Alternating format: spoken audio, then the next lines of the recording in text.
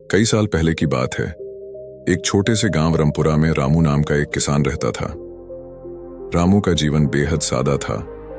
उसके पास एक छोटा सा खेत था जिसमें वह दिन रात मेहनत करके अपने परिवार के लिए 2 वक्त की रोटी का इंतजाम करता था। उसका परिवार छोटा था।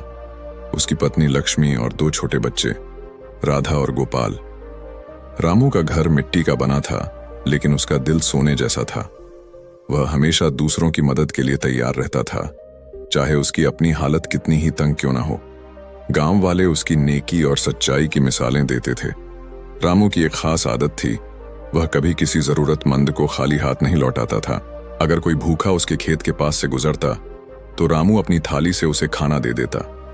अगर कोई गरीब उससे मदद मांगता तो वह अपनी जेब में जो कुछ होता उसे दे देता। लक्ष्मी को उसकी यह आदत कभी कभी परेशान करती थी। वह अक्सर कहती, रामू, तुम्हारी इस आदत से हमारा घर खाली हो जाएगा। थोड़ा अपने बच्चों और घर के बारे में भी सोचा करो। लेकिन रामू हमेशा मुस्कुराते हुए जवाब देता, लक्ष्मी, भगवान सब देखता है। जो दूसरों के लिए देता है उसे भगवान कभी खाली नहीं छोड़ता। एक सर्दियों की दोपहर की बात है। सूरज ढल रहा था और हल्की ठंडी हवा चल रही थी। रामू अपने खेत से काम खत्म कर घर लौट रहा था।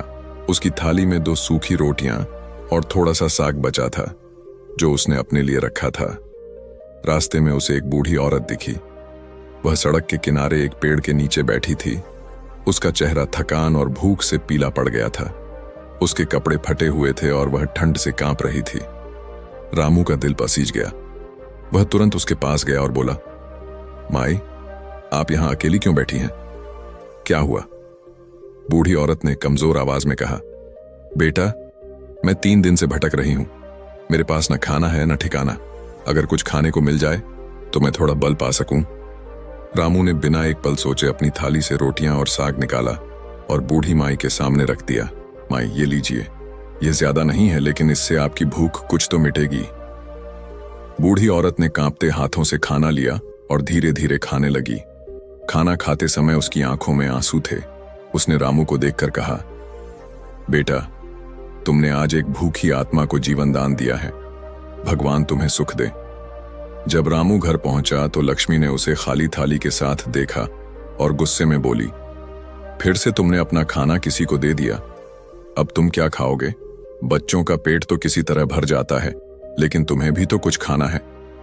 रामू ने शांत स्वर में जवाब दिया, लक्ष्मी, उस बूढ़ी माई की हालत देखकर मेरा दिल नहीं माना।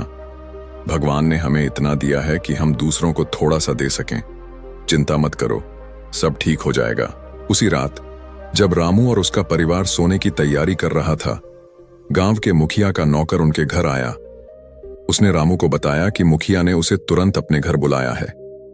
रामू हैरान था, क्योंकि मुखिया अमीर और रसूखदार आदमी था और रामू जैसे साधारण किसान से उसका कोई खास वास्ता नहीं था।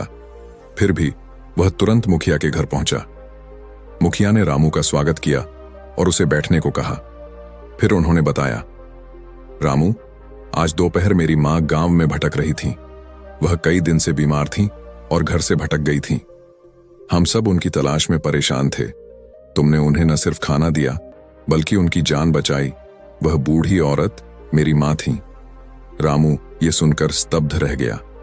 उसे नहीं पता था कि वह औरत मुखिया की मां थी। मुखिया ने आगे कहा, रामू, तुम्हारी नेकी और सच्चाई की बात मैंने पहले भी सुनी थी, लेकिन आज मैंने इसे खुद देख लिया। तुमने बिना कुछ जाने, बिना किसी लालच के मेरी मां की मदद की। मैं तुम्हारा यह एहसान कभी नहीं भूलूंगा। यह कहकर मुखिया ने एक छोटा सा लकड़ी का बक्सा रामू को दिया। जब रामू ने बक्सा खोला तो उसमें कुछ चमकते हुए सिक्के और एक छोटा सा ताबीज था। मुखिया ने कहा, यह ताबीज मेरे परिवार का है। इसे हमेशा अपने पास रखना। यह तुम्हें और तुम्हारे परिवार को हर मुसीबत से बचाएगा। और ये सिक्के तुम्हारे लिए हैं, ताकि तुम अपने बच्चों के लिए बेहतर जीवन बना सको। रामू ने पहले तो बक्सा लेने से मना किया, लेकिन मुखिया ने उसे समझाया, रामू, यह तुम्हारे अच्छे कर्मों का फल है। इसे स्वीकार करो, लेकिन अपनी नेकी का रास्ता कभी मत छोड़ना। रामू ने बक्सा ले लिया और मन ही मन भगवान को धन्यवाद दिया। घर लौटकर रामू ने लक्ष्मी को सारी बात बताई। लक्ष्मी की आंखों में आंसू आ गए। उसने कहा, रामू, आज मुझे तुम्हारी बात समझ आ गई। सचमुच भगवान अच्छे कर्मों का फल जरूर देता है। उस दिन के बाद रामू और लक्ष्मी ने मिलकर और भी ज्यादा जरूरतमंदों की मदद शुरू कर दी। गांव में उनकी कहानी हर किसी की जुबान पर थी। लोग कहते थे, रामू जैसा इंसान इस दुनिया में बिरला ही होता है। दोस्तों, यह कहानी हमें सिखाती है कि सच्चा धर्म वही है जो दूसरों के लिए किया जाए। बिना किसी स्वार्थ के, बिना किसी अपेक्षा के किया गया काम हमेशा फल देता है। हमें हमेशा अपने कर्मों पर भरोसा रखना चाहिए, क्योंकि भगवान हर अच्छे काम को देखता है और समय आने पर उसका फल जरूर देता है। अगर आपको यह कहानी पसंद आई तो इसे अपने दोस्तों और परिवार के साथ जरूर साझा करें और हमारे YouTube चैनल बोधि प्रवाहक को सब्सक्राइब करना ना भूलें। धन्यवाद।